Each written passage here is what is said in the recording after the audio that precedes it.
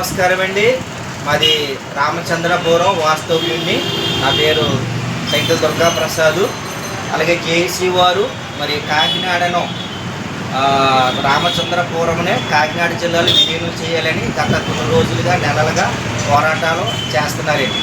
So ఈ చేయడానికి కారణం ఏంటంటే మేము అమలాపురం జిల్లాలో ఉండేది, కోనసీమ జిల్లాలో. ఇప్పుడు రామచంద్రపురం నుంచి మేము కోనసీమ వెళ్ళాలంటే అనేక ఇబ్బందులు పడుతున్నామండి. ఇబ్బంది ఏమి లేదండి, పంటి ప్రయాణం ఉన్నదండి.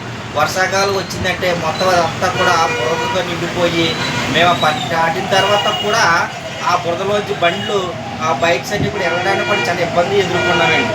సో దాని ద్వారా ఇప్పుడు పంట ఆగిపోయిందండి. వరదలు కానీ ఎక్కువ వచ్చాయంటే పంట ఆఫ్ చేసినట్టు రావులపాలెం మీదుగా కొత్తపేట మీదుగా అలా వెళ్ళాలండి. లేదంటే ఇలాగ యానం అమలాపురం మీదుగా వెళ్ళాలండి.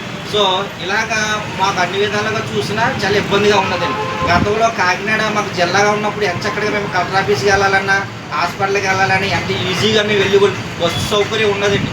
ఈ రోజున అమలాపురానికి బస్సు సౌకర్యం లేదండి. ఉన్నప్పటికీ అది కూడా రోజుకు 3 సార్లు టైం టు టైం ఉంటుందండి.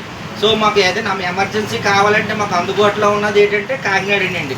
సో మాకు జయించి మా యొక్క రామచంద్రపురం నియోజకవర్గాన్ని కాకినాడ జిల్లాలో విలీనం చేస్తే మేము ప్రజలందరూ చాలా సంతోషిస్తాం, ఆనందిస్తాం. జేసీ వారు దీనికి ఎంతో ప్రయాసపడుతున్నారు. మాకందరికీ వారితో పాటు మా రాష్ట్ర నియోజకవర్గంలో మేము ఆనందిస్తాం. ఎందుకంటే కాకినాడ మాకు ఎంతో దగ్గర, మాకు రోడ్లు కూడా చక్కగా ఉన్నాయండి. మేము ఎంతో ఈ యొక్క ఆనందాన్ని వ్యక్తపరుస్తూ కలిపితే మా బాధను కూడా ఈరోజు వ్యక్తపరుస్తున్నాము. Thank you sir, thank you.